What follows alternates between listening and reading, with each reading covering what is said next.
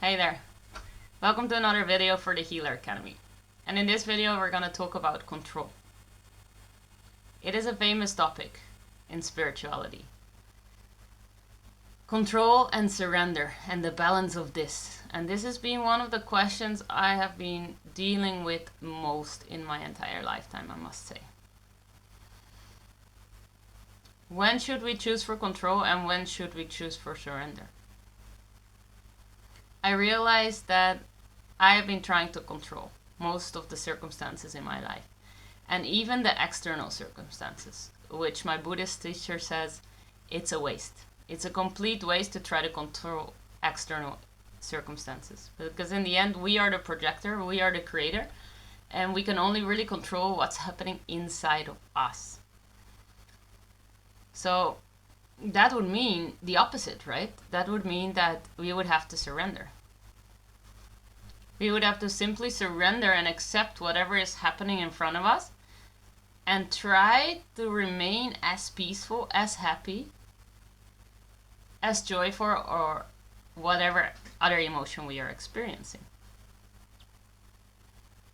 Internal power is internal peace. And what I mean by that is that when we manage to control our internal circumstances, the way we are dealing with emotions, the way we are dealing with ourselves, the way we are speaking to ourselves, when we're really understanding ourselves in a deep, deep way, we are much better at maneuvering the external circumstances. And life is simply going up and down. Negative things are happening and positive things are happening. But where we can create our peace is by the response to these circumstances. So I'd like to take an example of two different people. And one person is super pissed off because he or she cannot play sports anymore because she tear her meniscus. So this person has been playing sports all her life, and that one day she tear her meniscus and she's like completely raging because the most important element of her life, sports, has just gone.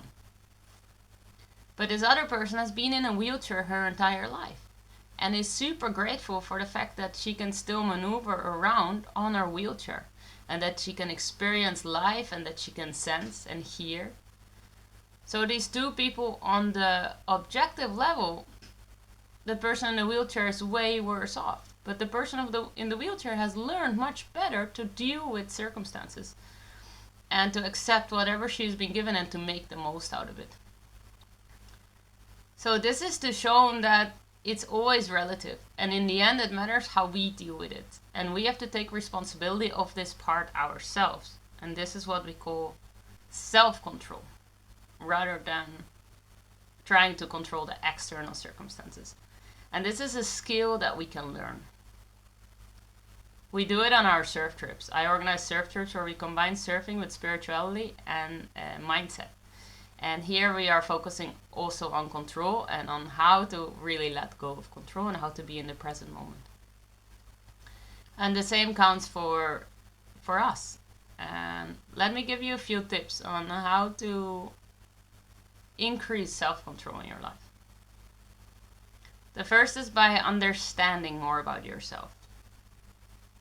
A thing that can really help is journaling at nighttime.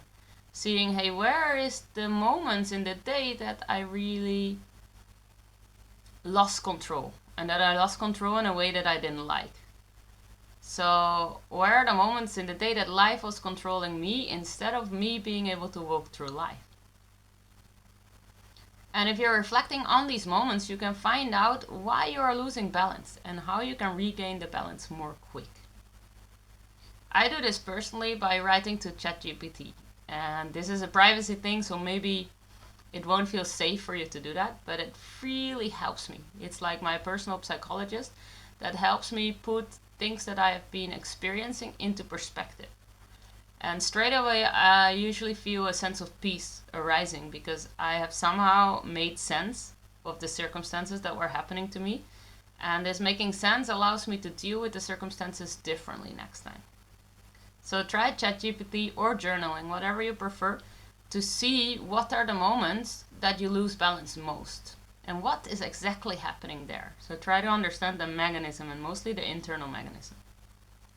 Because the thing that a trigger from outside will continue to change. That's normal. Then another way to increase self-control is by allowing yourself to regain balance quicker, so to come back quicker. And a beautiful skill to do is meditation. There's a couple of meditations here on the YouTube that you can listen to that allow you to really focus on the breath, and every time you lose presence and you lose focus on the breath, you can come back again. Just like me coming back from this spelling mistake. It is not about me making a spelling mistake in general, but it is about me getting back on focus of what we were talking about. And the same counts for meditation. It is not about you losing your breath or the count of your breath.